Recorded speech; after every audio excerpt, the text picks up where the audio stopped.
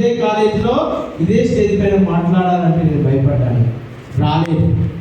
కానీ 2022లో ఈరోజు నేను నెంబర్ ఆఫ్ ఇన్స్టిట్యూట్స్కి ఒక ఫ్యాకల్టీగా, ఒక మోటివేషన్ స్పీకర్గా అంటే నాలో ఏముంది, నేనేం చేయగలుగుతాను, నాలో ఏం చేయాలి, నేను సమాజానికి ఏం చేయాలి, నా విద్యార్థులకు ఏం చేయాలి అనేది ఒక సంకల్పంతో ముందుకెళ్తున్నాం. ఆ సంకల్పంతో ముందుకెళ్తున్నాం కాబట్టి ఈరోజు నేను మాట్లాడుతున్నాను. మేము రీసెంట్గా సిరిసిల్లకి వెళ్ళాం. సిరిసిల్లలో ట్రాస్మా ఆధ్వర్యంలో 10th క్లాస్ పిల్లలకి దాదాపుగా 700 పీపుల్స్ ఓరియంటేషన్ ప్రోగ్రామ్ పెడితే అందులో ఫస్ట్ స్పీకర్ మనకు అవార్డు రావడం జరిగింది. భద్రాచలంలో కూడా మేము వెళ్ళడం జరిగింది. భద్రాచలం కూడా వెళ్తే అది నేషనల్ ట్రస్ట్ అండి. వెంకటి శ్రీనివాస్ గారి ట్రస్ట్ దాదాపుగా నేషనల్ లెవెల్లో దాదాపు ఒక 10 సంవత్సరాల నుంచి వర్క్ చేస్తుంది. ఇక్కడ మనకు హైదరాబాద్లో రవీంద్ర భారత్ అంటే చాలా ఫేమస్. అలాంటి ఆ రవీంద్ర భారత్లో ప్రోగ్రామ్ జరిగినప్పుడు ఒక డిస్టర్బెన్సెస్ వచ్చేసి నేషనల్ లెవెల్లో ఉన్న ఒక ట్రస్ట్ మా దగ్గరికి మమ్మల్ని స్పీకర్గా అక్కడ తీసుకెళ్ళారు. ఖమ్మంలో భద్రాచలంలో మేము ఒక 5 రోజులు ఈవెంట్ చేసినాము. చూడండి, ఎక్కడ ఖమ్మం వాళ్ళకు మేము ఫేస్ టు ఫేస్ తెలియదు, జస్ట్ ఆన్లైన్లో మాత్రమే మేము ఇంటరాక్షన్. మమ్మల్ని నమ్మి మాకు ఒక పెద్ద నేషనల్ లెవెల్ ప్రోగ్రామ్ని ఇన్వైట్ చేయాలి.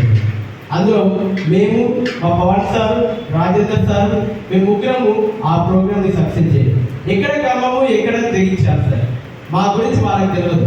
కానీ ఆన్లైన్లో వాళ్ళు తెలుసుకొని మమ్మల్ని అక్కడికి ఇన్వైట్ చేసిన ఒక నేషనల్ లెవెల్ ప్రోగ్రామ్కి మమ్మల్ని ఇన్వైట్ చేయడం జరిగింది. 9 రాష్ట్రాల నుంచి విద్యార్థులు పార్టిసిపేట్ చేశారు. అంటే మా పేరు 9 రాష్ట్రాలకు వెళ్ళిపోయింది. చూడండి, మనం ఏదో ఒక సంకల్పం మన కోసంతో పాటుగా మనము విద్యార్థుల భవిష్యత్తు గురించి ఆలోచిస్తున్నాం కాబట్టి అలా మనం డెవలప్మెంట్ అవుతుంటాం. మీరు కూడా మీలో ఉన్న టాలెంట్ ఏదైతే ఉందో ఆ టాలెంట్ను బయటకు తీయడానికి ప్రయత్నం చేయండి. ఆ టాలెంట్ను బయటకు తీస్తే మనము ఎవరికి అందనంత ఎత్తులో ఎదుగుతాం. అప్పుడు మీరు ఎప్పుడైతే సిగ్నేచర్ అనేది ఆటోగ్రాఫ్ రూపంలోకి మారాలండి, అప్పుడే మీ విజయానికి, మీ జీవితానికి అర్థం. ఎందుకంటే ప్రతి ఒక్కరు సిగ్నేచర్ చేస్తారు, ఆ సిగ్నేచర్ అనేది ఆటోగ్రాఫ్గా మారాల్సింది కొంతమంది వ్యక్తులకు మాత్రమే. అప్పుడే మనము ఏదో ఒకటి సాధించి సక్సెస్ అవుతాం. ఇట్లా మన పైన మనకు నమ్మకం ఉంటే, సెల్ఫ్ కాన్ఫిడెన్స్ ఉంటే మన యొక్క ఆలోచనలు పాజిటివ్గా మారుతూ ఉంటాయి. కొంతమందికి ఇది చదువురా అంటే ఇది ఎందుకు అవసరమా అనే నెగిటివ్ థాట్ ఇమీడియట్గా వస్తుంది, కానీ పాజిటివ్ థాట్ రాదు. మరి పాజిటివ్ థాట్ రావాలంటే ఏం చేయాలి అంటే గొప్ప గొప్ప వ్యక్తుల గురించి చదవాలి.